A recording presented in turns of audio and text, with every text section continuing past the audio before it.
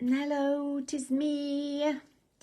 Well, I've got Stephen home. I have had my tea or dinner, depending on what you want to call it, and I've come on to talk about rumination. And I did a little flyer for it about 2 hours ago to say that I was going to come on and talk about rumination. And I was pondering on it today because I did a post around it, didn't I? I put on, how do you do your rumination? How do you handle it? And I got to thinking about it whilst I was out cycling today. And it's those repetitive thoughts that we have where we're thinking about an event, either a current event or a past event, and where we get lost in our thoughts. And if you've ever witnessed your thoughts, have you ever watched what you think about? Have you ever listened to how you talk to yourself? And if you're saying to yourself right now, well, I don't talk to myself, that's you talking to yourself. So it's really funny trying to sneak up on your thoughts. Have you ever had a go at doing it? I mean, if you've meditated, you know all about this. But if you haven't meditated, witnessing your thoughts and what you're thinking about. And it's nuts in there. You think all sorts of crazy things. And for me, ruminating is when you get into a fixed groove and you're... Generally, I think we associate the word rumination with thinking negative things, but it can also be positive, but I'll talk about that in a minute. So this negative thinking, we get into this channel, hello, we get into this channel of thinking, and it's so familiar, especially if it's an event. Like a lot of people who are on my timeline are estranged parents, and so we will replay conversations that we had, conversations that we wanted to have, the stories that we tell ourselves. And there's a part of us that knows that actually there's no point, but there's something so seductively delicious about ruminating. It's like you're rubbing salt into a wound. And there's something peculiar about humans that we tend to have that, a lot of us, until you see it and then you choose not to do it. We tend to get this sort of masochistic pleasure, which is bizarre, isn't it? Around thinking of the bad things, the things that hurt us. And then, of course, our body goes. There's this little conversation between... I often imagine this, that I've gone down this tunnel of ruminating. And my body will shout up to my brain, my thoughts, and say, "Oi, we've had enough cortisol and adrenaline for a lifetime down here. Can you pack it in and stop thinking like that?" It's like this. And then the brain just sort of ignores the body, because most of us live in our thoughts, in this thinking world. But I like to think about my body like looking out for me. So the trick, there's a few tricks around ruminating. The first step is noticing that you do, oh, here I go again, down this same old path that I've been down so many times, and the ending's always the same. Me running into a brick wall and getting upset, and my body in a state of discombobulation, moaning at me for having those thoughts. And then there's another way, which is, oh, and I've forgotten it now. It popped in and I've forgotten it. So the first way is the first step is to notice that you're going into rumination, and then actively choosing not to do that. Physically changing your thoughts. Now, we get addicted to this cocktail in our body. It's like an addiction. These hormones that get released, these stress hormones, it's ridiculous to think that we actually might like feeling like that. And I don't think we do. It's just that we're so used to it. There's another, for me, I've sort of tuned into the fact that sometimes ruminating can bring on suppressed grief. And it's very useful then. How sometimes you need a good cry and you'll stick a record on, or you watch a film, those triggers that will bring the tears. Another way of doing it, if you haven't got any audio or visual stuff is to get into your thoughts and start thinking. Sounds odd, does that? And yet sometimes it's really good to pull up those feelings that are stuck in the body, and a good way of doing that is going back into story. Because really all we're doing is creating stories, you know, in our imaginings. And it's the imagination, the remembering. So when I think rumination is useful is when you've got a dream or a vision and you ruminate on it. I don't think that's the proper word for it, but in this context, it's like I could, you know, we can play around with it a bit and have rumination as ruminating on the good things, the dreams, the visions. You know, what do I want to be when I grow up? What do I want to play at now that I'm over 60? Where do I want to have my fun and adventures? So channeling thoughts into those channels, you know, like steering your thoughts into those creative ways. And I was thinking around the brain, you know, like, I mean, nobody really knows about the brain. There's lots of stuff. I mean, I don't even know about my brain, and I'm living with it, you know. Chuckle, chuckle, chuckle. And I quite like my brain. It's nuts. I don't think I'm different in anybody else's. Some of the thoughts I have are like ridiculous. Anyway, yeah, I was thinking about the left brain and the right brain, how we've got the left brain is sort of linear and logical, and the right side brain is creative. And so when we're ruminating down these sad old stories and getting our knickers in a twist and getting upset again by our very thoughts, you know, it's fascinating that we can do that to ourselves, isn't it? I reckon you're in the right brain, the creative brain, because the logical brain would say, this is nonsense. Why are you wasting your time doing this? And I think there is that going on. You know, this is crazy what you're doing. Stop it. And the creative side is like ramped up to creating the story, embellishing it, adding, I wished I'd said this, I wish I hadn't said that. You know, all that stuff, that ruminating stuff that we go through over and over again. So the right side is the creative side. The left side is the logical side. And when you're ruminating, you need to get your logical side switched on and think, this is nuts, stop it. And so that's my little take on right side, left side. And what I discovered I needed was a general manager, because there's all this stuff. There's my brain, there's my body, there's my thoughts and feelings, you know, they all play a part. And it's quite a busy cocktail of stuff going on in here, and it's like you notice when you need the general manager, you need the higher part of ourselves that comes in and says, what's going on here then? and it can instruct and overrule and shift and change the trajectory, can this general manager. It's about finding that part of me, you, us, that can take charge. Otherwise, we're just left to the mercy of thoughts, feelings, bodily sensations, crazy thoughts, etc., etc.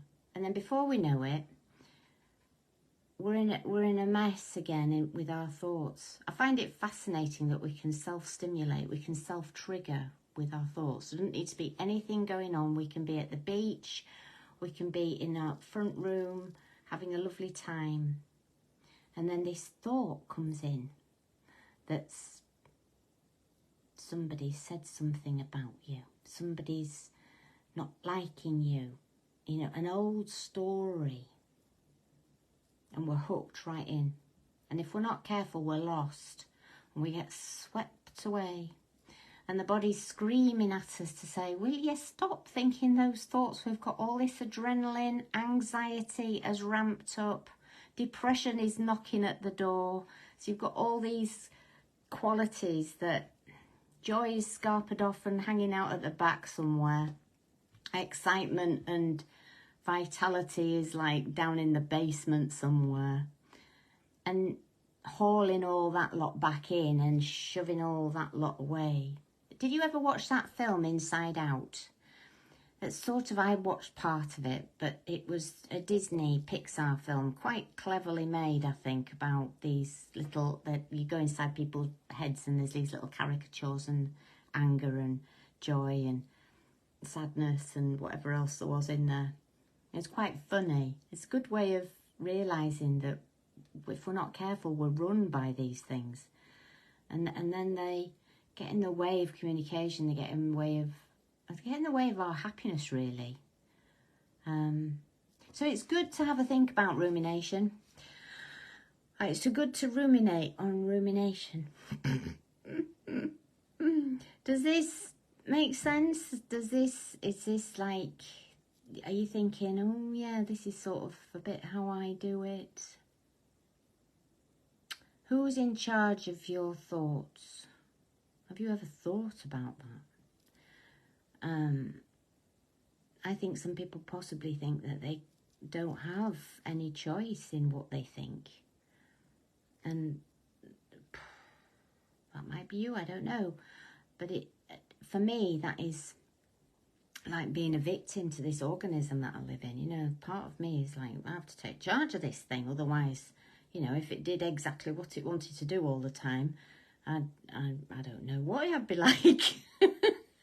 I'd probably be out on my bike all day. No, that's not true.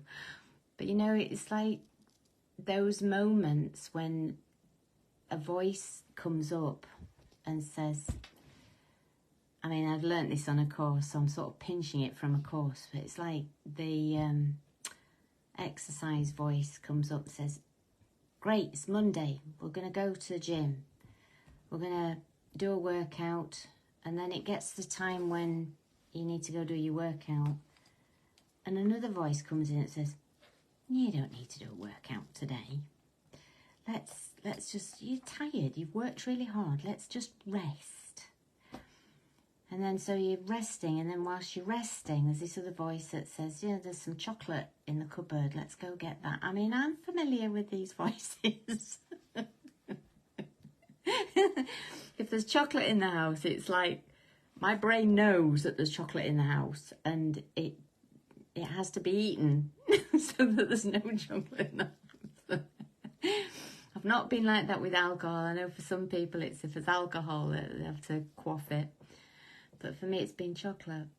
And it's like noticing those voices that come, those thoughts that come, that little voice that like pipes up occasionally. What's another one that's a common one?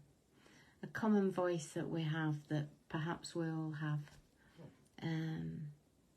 I'll just do 5 more minutes of scrolling on Facebook and then I'll go to bed. Or I'm not going to take this is one of mine, I'm not going to take my device into my bedroom and I'm not going to look at it when I wake up in the middle of the night. Oh, that's me. It's 2 o'clock, I'll just have a quick look. And it's interesting, what did I do the other day? This was really funny, talking about voices that came. I was making myself breakfast this morning, actually. And I'd got myself some scrambled eggs on the go. And then I was going to put some grated cheese and have a bit of an avocado with it as well. And I got the cheese out the packet, and it was just, there was only a small bit, you know, like a 2-inch chunk. And I was just about to sink my teeth into it before it hit the grater, and I actually got it in my mouth, and I pulled it out, and I said, what are you doing? Stop it. The manager appeared. And I actually said out loud, oh, well done, Sunday.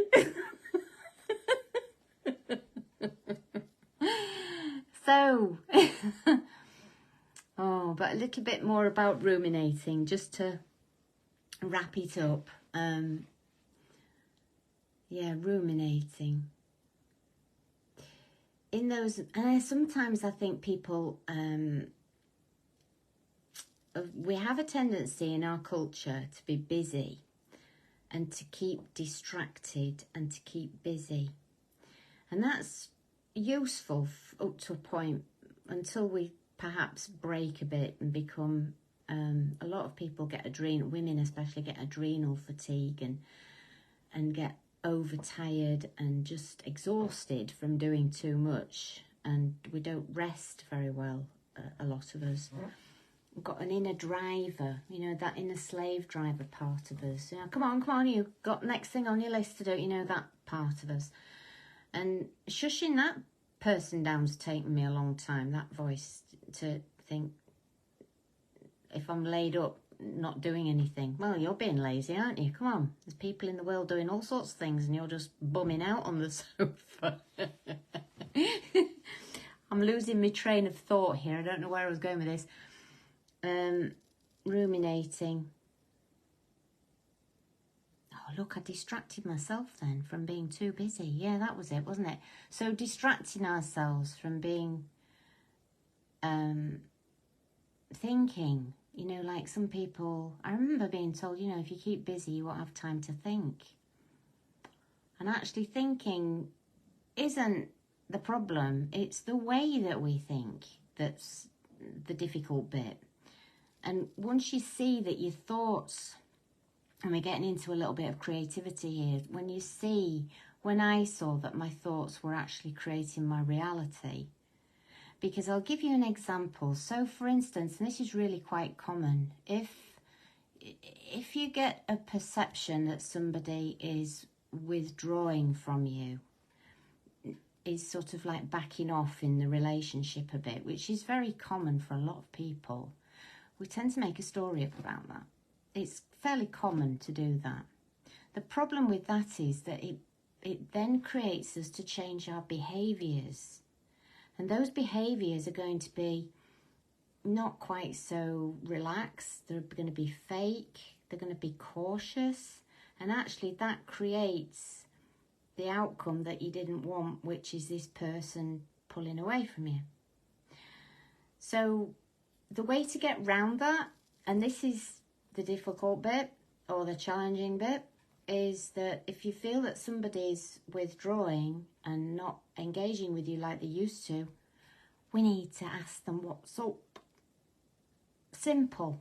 Very difficult and simple. And we don't do it. We tend to just make a story up and we avoid it and we pretend nothing's happening, and the relationship loses its intimacy and its realness and its authenticity. And both people are putting on a bit of an act, a bit of a front.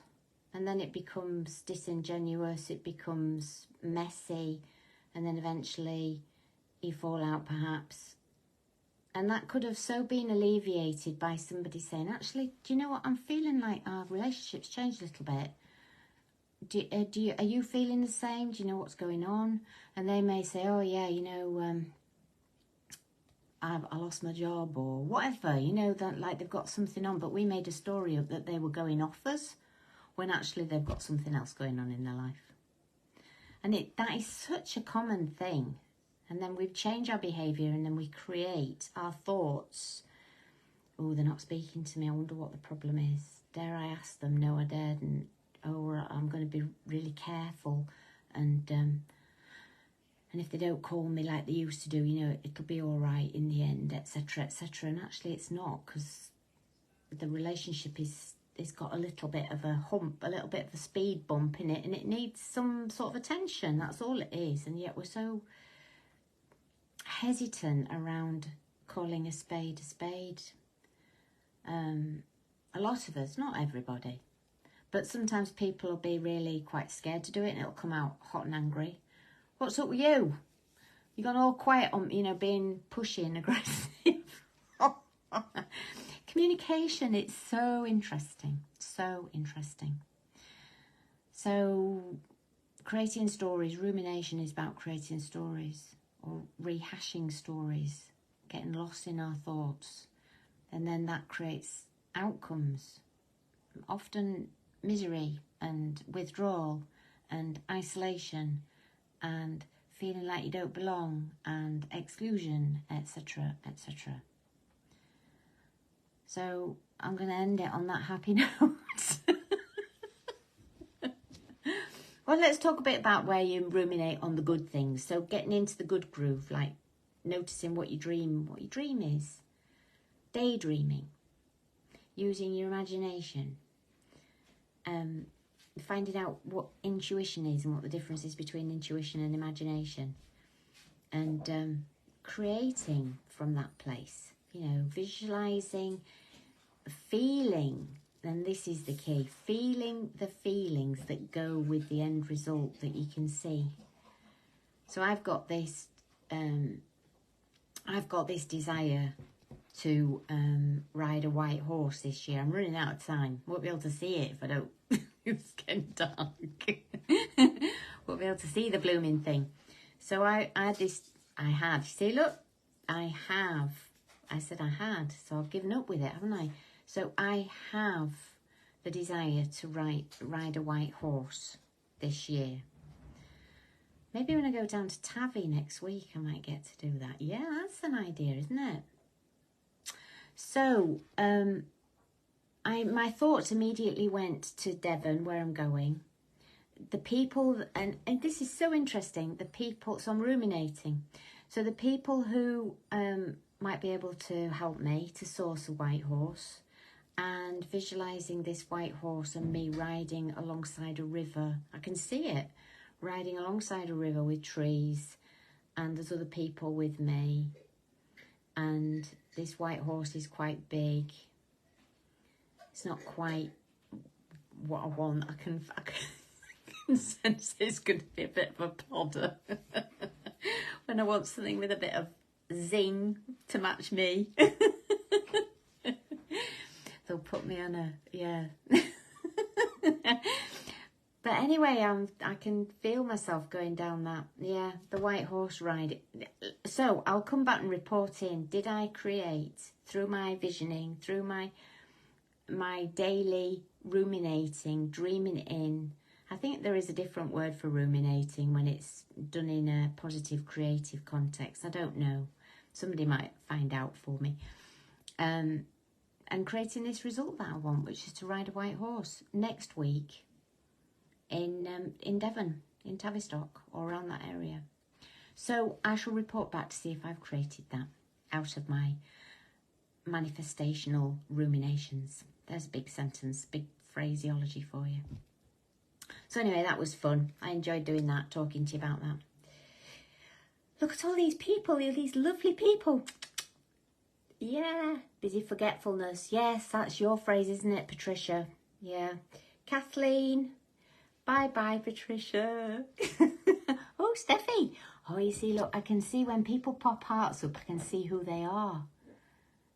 Oh, I didn't recognise that person there. Keep putting your hearts up. Because just, it sort of like shows the image of who you are, and then it changes into the heart. Look, you've stopped now. You're not playing with me anymore. Tamara, Miranda, Nicola. Oh, that's Nicola. Yes, I saw you. I spotted you, Nicola.